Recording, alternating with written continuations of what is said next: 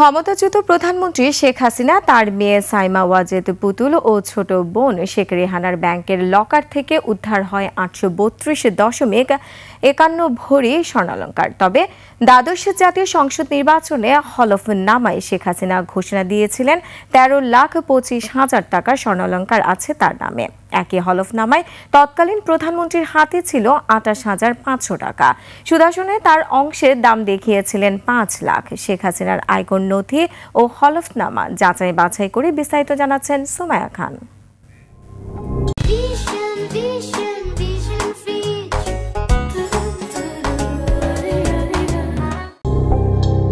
মঙ্গলবার রাজধানীর দিলকুশা এলাকার অগ্রণী ব্যাংকে শেখ হাসিনার নামে থাকা 2টি লকার থেকে পাওয়া যায় 832 ভরি সোনা।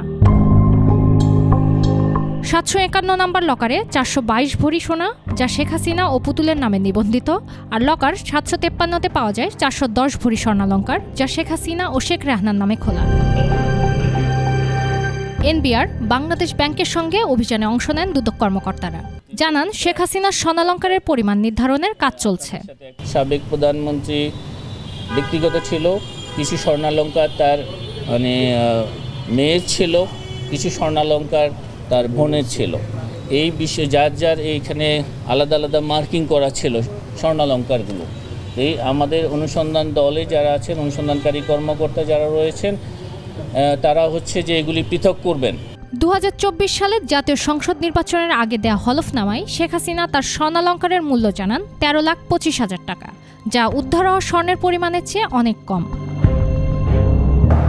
হলফনামার তথ্য অনুযায়ী 3বারের প্রধানমন্ত্রীর হাতে নগদ টাকার পরিমাণ ছিল মাত্র 28,500 টাকা। তবে তার ব্যাংক ও আর্থিক প্রতিষ্ঠানে জমা টাকার পরিমাণ 2,38,98,000 টাকা। এছাড়াও 25 লাখ টাকার সঞ্চয়পত্র ও 55 লাখ টাকার এফডিআরও রয়েছে তার।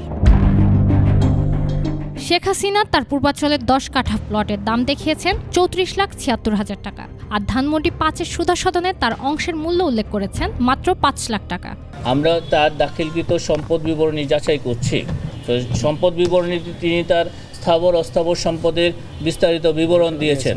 যদি সেই বিবরণীর বাইরে তার নামে সম্পদ পাওয়া যায়, আপনারা বুঝতে পারছেন যে সেটা তার জ্ঞাত আয়ের উৎস বহির্ভূত সম্পদ হিসাবে সেটা বিবেচিত হবে। শেখ হাসিনা তার হলফনামায় ঘোষণা দেন তার মোট বাৎসরিক আয় ছিল 81,09,000 টাকা আর ব্যয় 33,51,000 টাকা। সুমাইয়া খান, 21 টেলিভিশন, ঢাকা।